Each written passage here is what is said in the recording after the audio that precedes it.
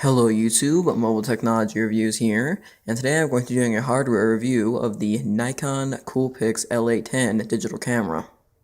So this camera is classified as a bridge camera. So what that means is kind of in between a DSLR camera and a point and shoot camera. In terms of looks, it's similar to a DSLR camera, but in terms of functionality, it's a lot closer to a point and shoot. So with that being said, let's go ahead and take a look at the specs. So this is a 16.1 megapixel camera, as you can see there.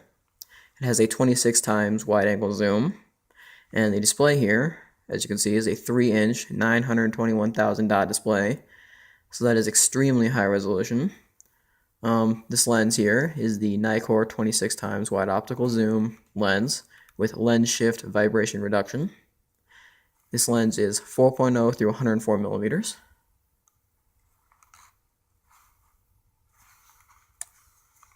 So that's about it for these specifications. Let's take a look around the camera now. Obviously, on the front here, we have our fairly large lens, our Nikon logo up here. On the left-hand side, we have one of our two zoom functions. We also have this little flap here, which houses our mini HDMI, AV out, and DC in. Let's remove this. As you can see, there's our 3 ports.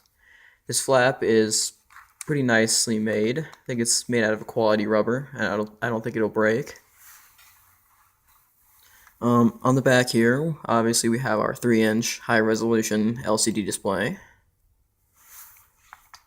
We also have our navigational buttons over here. We have our navigational D-pad here. It's got an OK button in the middle, your flash button up top. Right here we have our exposure compensation button, our macro shot button, and our self-timer button. This is our delete button, our menu button, scene button, and the button that allows you to access the playback functionality of this camera. All these buttons have fairly decent tactile feedback. They all have a really nice textured feel to them. Right here we have a rubber grippy textured area to place your thumb when you're holding the camera. I like that, and I'm glad that Nikon included it. Up here we have our nice convenient recording button. So if you want to record video, and speaking of video, video is recorded in 720p at 30 frames per second. But anyway, if you want to record video, you just hit this button here to start recording, and then to stop recording, just hit it again. Very convenient. Right here we have our little red LED light that indicates whether the flash is on or off. Up here on the top, let me just get these straps out of the way. We have our stereo microphone in this area right here that is piano gloss black. This area right here does pick up quite a few fingerprints, so keep that in mind. Right here we have our mono speaker, so when you want to play back your videos. It does not have very good sound quality, I warn you right now. Of course, most cameras don't. Right here we have our on and off switch with a little green LED surround that lights up when you turn the camera on. Right here we have our dual stage shutter button, and this is the other zoom functionality. This is the primary zoom function. Also up here at the top we have our pop-up flash. Right here is the button to pop it up. As you can see, this is a manual flash, so it won't automatically pop it up.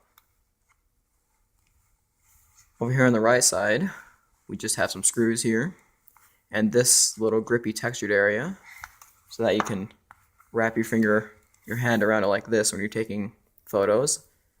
This is probably one of the most comfortable cameras I've held, so if you're looking for a comfortable camera to hold, this is the one for you. So this feels really good. And right here, also on the front, we have our autofocus assist LED, which is fairly blinding if it's shining in someone's face. Coolpix logo down here.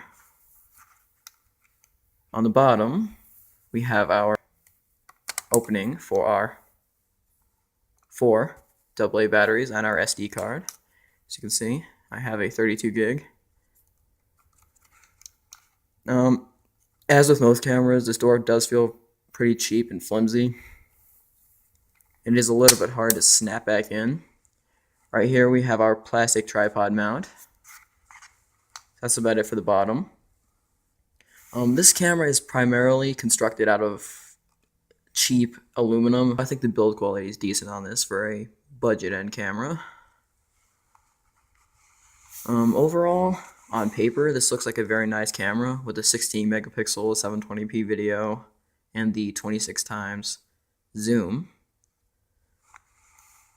But we'll have to see if those specs actually hold up in the real world in my software review.